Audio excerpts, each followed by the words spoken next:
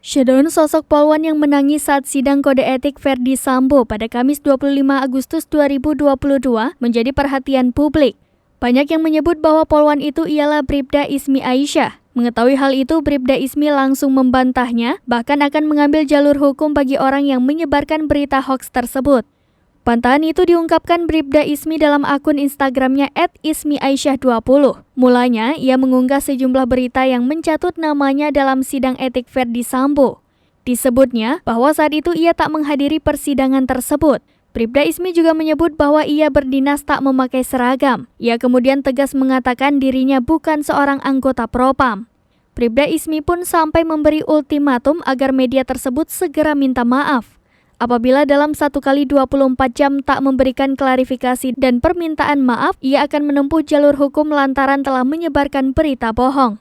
Diketahui, baru-baru ini sosok polisi wanita atau polwan berbaret biru menjadi sorotan dalam sidang kode etik dan profesi Polri atau KKEP mengadili Irjen Verdi Sambo. Wanita tersebut tampak berkali-kali mengusap matanya seolah sedang menghapus air mata. Pihak Komisi Kepolisian Nasional atau Kompolnas yang ikut serta dalam sidang tersebut membeberkan suasana di ruangan. Dikatakan salah seorang anggota Kompolnas, suasana persidangan tampak tegang. Bahkan ada beberapa anggota Polri yang tampak menangis.